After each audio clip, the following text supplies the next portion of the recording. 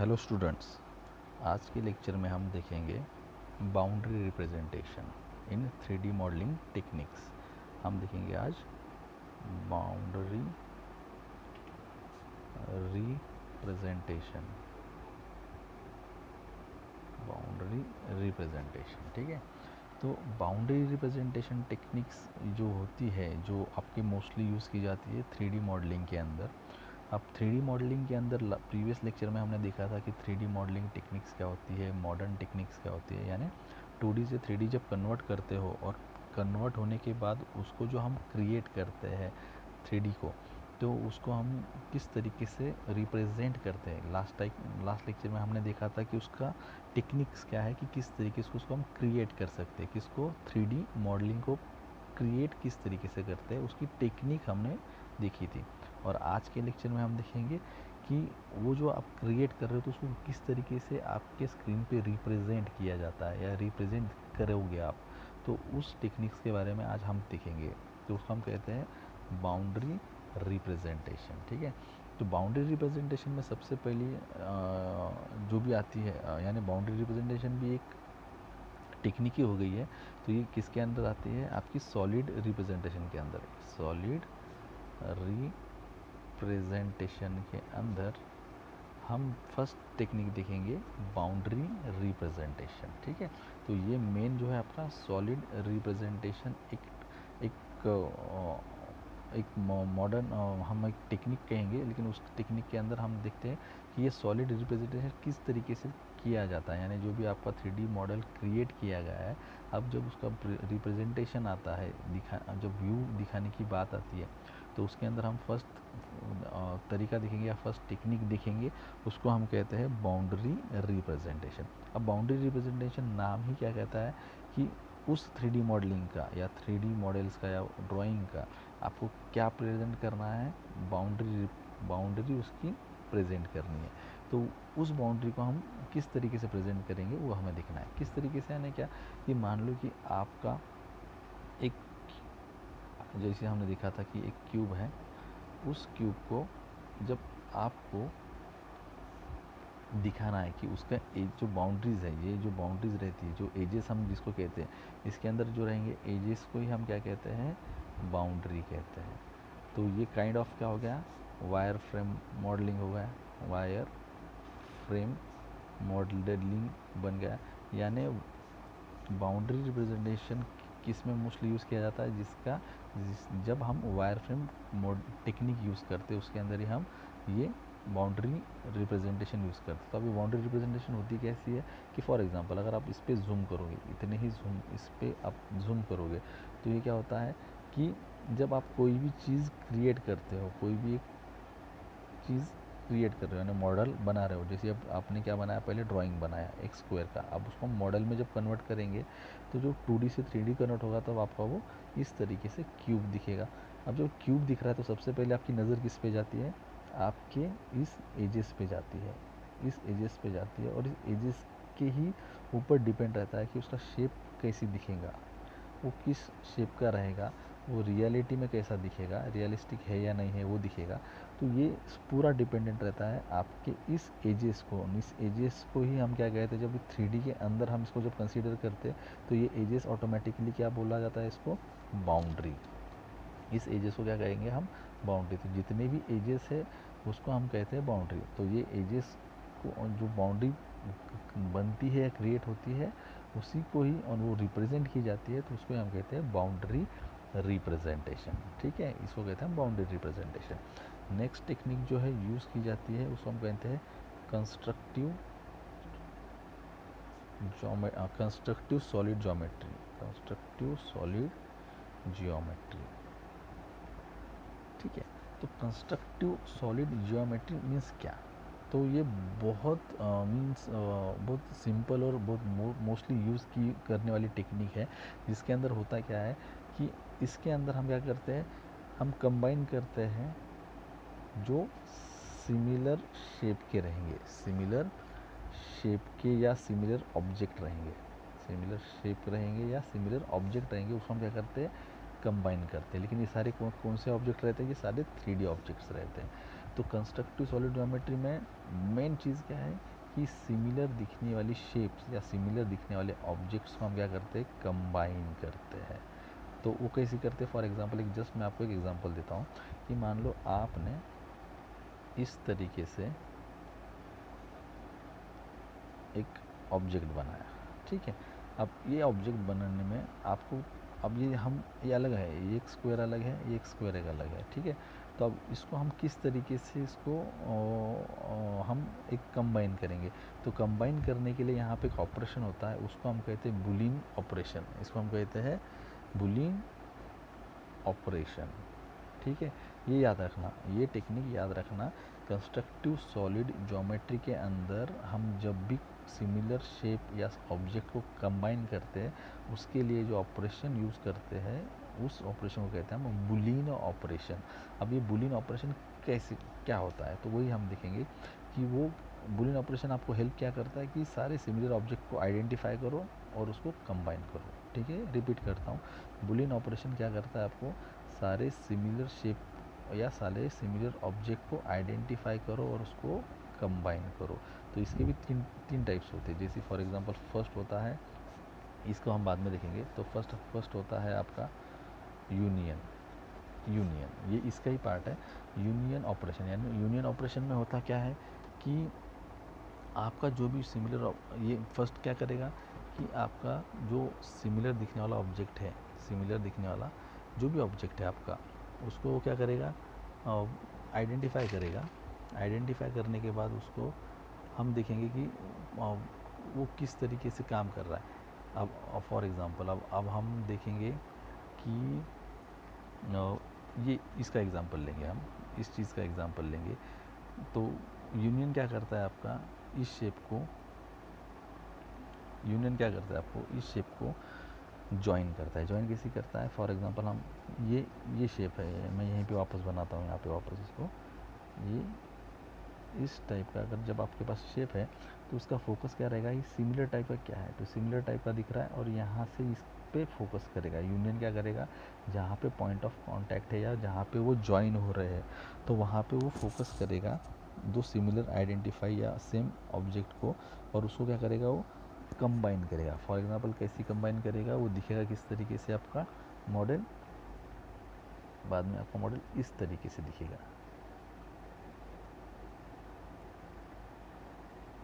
इस तरीके से दिखेगा। यानी ये जो यहाँ पे जहाँ पे आपका फोकस हो रहा था, वो फोकस पॉइंट क्या किया उसने, यहाँ पे वो ज्वाइन हो रहा था, यानी वो कांटेक्ट में आ रहा था, तो उसने क्या किया, ये पार्ट को इस पार्ट को कंबाइन कर दिया, मिक्स कर दिया, और वो एक नया शेप बनेगा। उसको हम कहते हैं यूनियन। आ रहा है समझ में, यानी दो अलग अलग पार्ट्स को, दो ये पार्ट अलग, ये पार्ट अलग, उसको उसने कंबाइन कर दिया और उसका एक यूनियन पार्ट बन गया, उसको कहते हैं हम यूनियन। ये होगा एक Boolean operation. Second Boolean operation, second operation हम कहते हैं, उसको हम कहते हैं इंटरसेक्शन। इंटरसेक्शन, अब इंटरसेक्शन में होता क्या है, एग्जैक्टली हम सेम ऑपरेशन, यही सेम एग्जांपल लेंगे। फॉर एग्जांपल आपके पास एक मॉडल है और सेकंड दूसरा मॉडल है, तो यहाँ पे हो रहा क्या है कि आपका फिर से सेम यहीं पे ये पॉइंट ऑफ कांटेक्ट आ रहा है, यहाँ पे वो दो मॉडल अलग अलग यहाँ पे कांटेक्ट कर रहे हैं एक दूसरे के साथ। तो क्या करेंगे, यहाँ पे बस इंटरेक्शन, जितना पार्ट एक दूसरे के साथ जॉइंट हो रहा है, इंटरसेक्ट हो रहा है, उतने ही पार्ट को वो आइडेंटिफाई करेगा और कंबाइन करेगा। तो वो शेप क्या दिखेगा आपका, इस तरीके से एक ब्लॉक। यानी जितना ये दिख रहा है ना आपको, जितना ये स्क्वायर छोटा सा, बस उसको ही करेगा, बाकी वाली चीज़ें को वो निगलेक्ट कर देगा, हिडन कर देगा, ठीक है। इसका ही वाइस वर्सा होता क्या है यहाँ पे कि जितना पार्ट उसने कांटेक्ट में लाया उसको ही वो क्या कर देगा, हिडन कर देगा और उसको यूनियन एक ही शेप में लेके आएगा। इसका उल्टा इंटरसेक्शन में क्या होता है कि जितना पार्ट आपका कांटेक्ट में आ रहा है वही चीज़ को वो क्या करेगा, आइडेंटिफाई करेगा और उसको ही वो कंस्ट्रक्ट करेगा, बाकी चीज़ों को क्या कर देगा, हिडन कर देगा। तो ये होगा बुलियन ऑपरेशन पार्ट 2, इंटरसेक्शन। तो बुलियन ऑपरेशन में थर्ड जो ऑपरेशन होता है उसको हम कहते हैं डिफरेंस। डिफरेंस, इसको कहते हैं हम डिफरेंस। अब डिफरेंस में होता क्या है कि आपको दो पार्ट में से एक पार्ट सेलेक्ट करना पड़ता है। यानी क्या होता है कि एक पार्ट को ही तो ही, दोनों में से एक पार्ट को ही तो 100% यूज़ किया जाएगा और दूसरा बस जितना point of contact first part या सेकंड पार्ट के अंदर जितना हो रहा है बस उसको ही आप कंसीडर करोगे। फॉर एग्जांपल यानी एक पार्ट 100% यूज़ करोगे। जैसे अब यहाँ पे फिर से मैं निकाल के दिखाता हूँ आपको कि यहाँ पे एक ऑब्जेक्ट है और यहाँ पे दूसरा ऑब्जेक्ट है, ठीक है। तो फिर से अपना फोकस किस पे, यहाँ पे इस पॉइंट के ऊपर, यानी सिमिलर ऑब्जेक्ट को क्या कर रहा है वो कंबाइन आइडेंटिफाई कर रहा है। अब इसको हम क्या करेंगे, डिफरेंस करेंगे, यानी इसको डिफरेंट करेंगे, यानी इसको निकाल देंगे, इतने पार्ट को हम क्या कर देंगे, निकाल देंगे। तो ये शेप, और इसको हम कंसीडर करेंगे कि मुझे ये पार्ट कंसीडर करना है, ये नहीं करना है। तो ये शेप इस तरीके से दिखेगा आपका, ये इस तरीके से आपका शेप दिखेगा, यानी इसके नीचे का पार्ट उन्होंने क्या कर दिया, हिडन कर दिया। ये क्या कर दिया, हिडन। तो इसको हम कहते हैं डिफरेंस। तो बुलियन ऑपरेशन के अंदर हम क्या कर रहे हैं, यूनियन ऑपरेशन, इंटरसेक्शन ऑपरेशन और डिफरेंस ऑपरेशन का यूज़ करके आप चीज़ों को या उस मॉडल को क्या करोगे, कंबाइन करोगे। आ रहा है समझ में, कंबाइन करोगे। तो इसको ही कहते हैं हम कंस्ट्रक्टिव सॉलिड ज्योमेट्री, ठीक है। ये हो गया आपका सेकंड पार्ट, सेकंड, जिसमें हम सॉलिड रिप्रेजेंटेशन की टेक्निक दूसरे टेक्निक से यूज़ कर रहे हैं कि किस तरीके से सॉलिड रिप्रेजेंटेशन किया जाता है, ठीक है। देन थर्ड देखेंगे हम sweep, sweep representation, sweep representation. अब स्वीप रिप्रेजेंटेशन यानी कि इसके नाम में ही दिया गया है कि ये स्वीप करना। स्वीप करना यानी क्या, हाँ आपके नॉर्मल लैंग्वेज में हम कहेंगे झाड़ू मारना। स्वीप करना यानी झाड़ू मारना, इस तरीके से स्वीप करना। तो स्वीप करना यानी क्या, एक पर्टिकुलर एंगल में और एक पर्टिकुलर डिस्टेंस के अंदर ही हम उसको क्या करते हैं, मूव करते हैं, उस मॉडल को मूव करते हैं।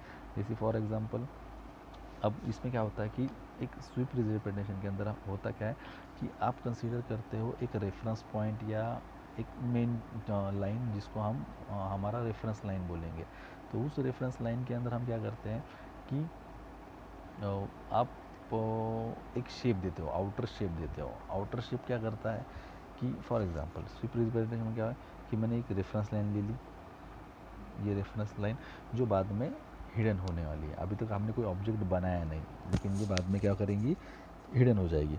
तो स्वीप रिप्रेजेंटेशन कहाँ पे यूज़ किया जाता है, जब भी कोई सॉलिड मॉडलिंग 360 डिग्री में, समझ में आ रहा है क्या मुझे, 360 डिग्री में आपको 360 डिग्री में आपको कोई भी मॉडल बनाना है, उसका शेप क्या रहेगा, सॉलिड रहेगा और सर्कुलर शेप में रहेगा। सर्कुलर शेप में जब रहेगा तब हम स्वीप रिप्रेजेंटेशन यूज़ करते हैं। तो फॉर एग्जांपल मुझे कोई भी एक शेप, फॉर एग्जांपल अगर मैंने जार बनाना है, जार यानी क्या, जो फ्लावर पॉट बोलते हो आप, तो फ्लावर पॉट मान लो आपका इस तरीके से दिखता है, मान लो इस तरीके से आपका फ्लावर पॉट दिखता है, ठीक है। तो आप क्या करते हो कि आपको तो ये जब मॉडलिंग बनाओगे 3D में तो ये थोड़ा सा डिफ़िकल्ट जाएगा बनाने में। तो हम फर्स्ट क्या करते हैं कि कोई रेफरेंस लाइन बनाते हैं, इसको हम कहते हैं रेफरेंस लाइन।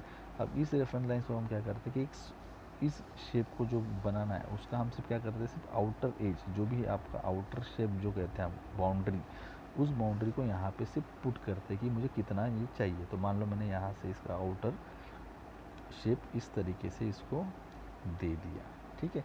इस तरीके से उसको जब दे दिया तो ये क्या करेगा, अब ये आपके सामने तो नॉर्मल 2D दिखता है, लेकिन जब आप इसको स्वीप ऑपरेशन दोगे तो ये सडनली क्या करेगा, इसको इस तरीके से पूरा, इस तरीके से गोल, यानी पूरा आर पार, पूरे का पूरा आर पार क्या करेगा, उसका बना शेप उसको स्वीप करेगा, राउंड कर देगा। जैसे फॉर एग्जांपल फिर ये इस तरीके से दिखेगा आपका, इस तरीके से इसका दिखेगा। और ये चीज़ समझ लो ना कि ये मिरर इमेज नहीं होती है, ये चीज़ मिरर इमेज नहीं होती है, ये होती है स्वीप। ये सॉलिड रहेगा, 360 डिग्री में घूमेगा। जैसे फॉर एग्जांपल एक बॉल रहता है, क्रिकेट का बॉल जिस तरीके से गोल दिखता है, तो वैसे ही सेम ये भी क्या रहेगा, पूरा का पूरा सॉलिड बन जाएगा। टोटल 360 डिग्री में ये मूव करेगा, इस तरीके से मूव किया तो आपको वो स्वीप रिप्रेजेंटेशन दिखता है। तो आप स्वीप रिप्रेजेंटेशन भी दो टाइप के होते हैं, एक होता है आपका लीनियर, एक होता है नॉन लीनियर, और थर्ड एक है, लेकिन थर्ड इतना हम मोस्टली यूज़ नहीं करते, उसको हम कहते हैं हाइब्रिड।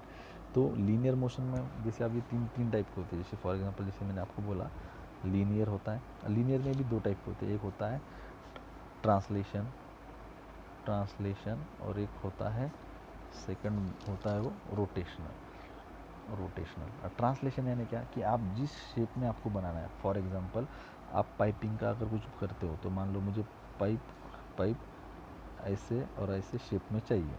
और तो आप क्या करते हो, तो ये रेफरेंस लाइन इस तरीके से बना दोगे और यहाँ पे एक सर्कल बना दोगे, एक सर्कल यहाँ पे जैसे बना दोगे। और जैसे ही आप इसको स्वीप ऑपरेशन क्लिक करने को कर दोगे तो आपका जो भी पाइप रहेगा ये इस तरीके से दिखेगा, ये इस तरीके से आपका पाइप दिखेगा। आ रहा है समझ में? तो इस तरीके से आपका सॉलिड मॉडलिंग दिखता है और इसके अंदर की रेफरेंस लाइन निकल जाती है। तो इसको हम कहते हैं ट्रांसलेशन, जो लीनियर मोशन में रहेगा। सेम रोटेशनल रहेगा, जैसे मैंने आपको थोड़ी देर बोला था क्रिकेट का बॉल जो सर्कुलर नहीं रहता। मोस्टली सब बच्चों को लगता है कि कोई भी क्रिकेट का बॉल सर्कुलर होता है, तो सॉरी, सर्कुलर नहीं रहता, वो इलिप्स शेप का रहता है। तो एक रेफरेंस लाइन इसको बना दी हमने और इस तरीके से उसका क्रिकेट के बॉल का आउटर शेप इसको दिया। तो जब स्वीप करते तो ये ऑटोमेटिकली कैसी बन जाएगा, पूरा क्रिकेट के बॉल की जैसी, यानी एक सर्कुलर शेप में दिखेगा आपको। और ये लाइन आपकी क्या हो जाएगी, हिडन हो जाएगी। तो इसको हम कहते हैं रोटेशनल। ठीक है। नॉन लीनियर होता है क्या कि यही सेम रहेगा लेकिन ये लीनियर नहीं रहेगा, ये कुछ अलग अलग डायरेक्शन में जाएगा। तो उसको हम कहते हैं सेकंड वाला नॉन लीनियर। ठीक है। और थर्ड होता है जो मोस्टली यूज़ नहीं होता है, उसको हम कहते हैं हाइब्रिड। तो हमारा फोकस किस पे रहता है, मोस्टली रिप्रेजेंटेशन पे, लीनियर पे ही रहता है, उसमें भी translation and rotational. Linear, non linear and hybrid पे बहुत ही डिमांड अगर रहा, बहुत ही एक्चुअली बहुत कॉम्प्लिकेटेड रहते हैं और जहाँ पे बहुत ही डिमांड अगर आ रही है तभी ये दोनों चीज़ें यूज़ की जाती है। तो ये आपका हो गया स्वीप रिप्रेजेंटेशन। देन नेक्स्ट है आपका प्रिमिटिव इंस्टेंसिंग। जो फोर्थ है वो आपका, वो है प्रिमिटिव इंस्टेंसिंग। प्रिमिटिव इंस्टेंसिंग यानी बहुत सिंपल चीज़ है। प्रिमिटिव इंस्टेंसिंग यानी क्या कि एग्जांपल के तौर पे अगर हम देखेंगे कि आपको कोई भी बाउंड्री रिप्रेजेंट करनी है किसी भी चीज़ की, तो फॉर एग्जांपल आपको अगर गियर बनाना है तो जैसी प्रिमिटिव यानी क्या, सबसे बेसिक यानी बेस जो बोलते हैं ना, बेस। तो प्रिमिटिव इंस्टेंसिंग क्या करता है, आपको एक बेस चीज़ दे देता है। जैसे आपका हमने थोड़ी मॉडर्न टेक्निक में देखा था कि आपको एक शेप ऑलरेडी इनबिल्ट रहता है, तो सेम इसमें के अंदर भी क्या रहता है कि आपके पास भी एक इनबिल्ट चीज़ें रहेंगी, इनबिल्ट शेप्स रहेंगे, इनबिल्ट ऑब्जेक्ट्स रहेंगे। बस आपको उसको क्या करना है, सेलेक्ट करना है। लेकिन उसमें क्या था कि आप पहले ही सेलेक्ट करते हो, उसके बाद चेंजेस करते हो। लेकिन इसमें वैसा नहीं रहता, इसमें शेप नहीं रहेगा, इसमें सिर्फ ऑब्जेक्ट के नाम दिए रहेंगे आपको इनबिल्ट। बस आपको क्या करना है, उसके अंदर उसके डायमेंशंस पुट करने हैं पहले ही, उसका शेप या उसके जितने भी डिटेलिंग रहते हैं, जितने भी डिटेलिंग रहेंगी आपकी। फॉर एग्जांपल अगर मैं एक एग्जांपल लेता हूँ कि आपको गियर बनाना है, तो गियर बनाने के लिए आपको क्या करनी पड़ेगी, प्रिमिटिव इंस्टेंसिंग। ये अगर आप ऑप्शन अगर आप सेलेक्ट कर रहे हो तो आपको उसके अंदर फर्स्ट थिंग क्या करनी पड़ेगी कि आपको उसके अंदर डिटेलिंग करनी पड़ेगी। यानी क्या कि नंबर ऑफ़ टीथ आपको उसका मेंशन करना पड़ेगा, उसका डायमीटर मेंशन करना पड़ेगा। जैसे अभी जो डायमीटर होता है, अडेंडम डायमीटर होता है, डिडेंडम डायमीटर होता है, पिच डायमीटर होता है, ये सारी डिटेलिंग आप जब उसको दे दोगे तो सडनली आपको सामने वो एक गियर बना के दे देगा, जो आपको गियर के शेप में दिखेगा। फॉर एग्जांपल जितने भी आपने नंबर ऑफ़ टीथ बोले उसको, तो इस टाइप की उसका वो गियर बनेगा।